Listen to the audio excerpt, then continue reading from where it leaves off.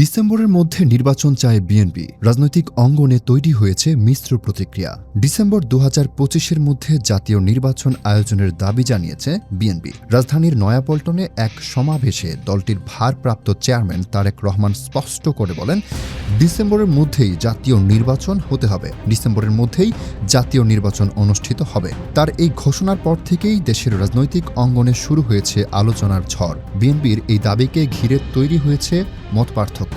একদিকে যেমন কিছু রাজনৈতিক দল একে সময়োপযোগী ও যৌক্তিক দাবি মনে করছে, অন্যদিকে কিছু দল এই দাবির তীব্র বিরোধিতা করছে। বিএনপির পক্ষে থাকা রাজনৈতিক শক্তিগুলোর মতে, অন্তর্বর্তী সরকার ৯ মাস পার করেও এখনও পর্যন্ত কোনো দৃশ্যমান সংস্কার আনতে পারেনি, বরং দেশের রাজনৈতিক পরিবেশ আরও বিভক্ত হয়েছে আর প্রশাসনিক অস্থিরতা বেড়েছে।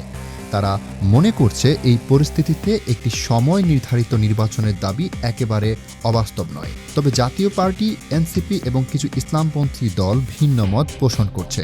এনসিপির সদস্য সচিব আখতার হোসেন স্পষ্ট বলেন, সংস্কার ফেলে রেখে শুধু নির্বাচনের দিকে অগ্রসর হতে চাওয়াটা বাংলাদেশের রাজনীতিতে একটি সংকট তৈরি করতে পারে। ইসলামী আন্দোলন বাংলাদেশের সিনিয়র যুগ্ম মহাসচিব ও মুখপাত্র গাজী আতাউর রহমান বিএনপির বক্তব্যকে ব্যঙ্গ করে বলেন, ওনারাই যদি নির্বাচন ঘোষণা করে দেন তাহলে বাকি কাজটাও ওনারাই করুক। তার মতে, অন্তর্বর্তী সরকার হয়তো পুরোপুরি সফল নয়, কিন্তু অন্তত তারা একটি কাঠামো দাঁড় করানোর চেষ্টা চালিয়ে যাচ্ছে, আর বিএনপির উচিত ছিল এই প্রক্রিয়ায় সহযোগিতা করা। এই প্রেক্ষাপটে প্রশ্ন উঠছে, ডিসেম্বরের মধ্যে নির্বাচন আদৌ কি সম্ভব কিনা, আর তাহলে কিভাবে সরকার, বিরোধী দল ও অন্যান্য রাজনৈতিক শক্তিগুলোর মধ্যে ঐক্যমত্য গড়ে উঠবে।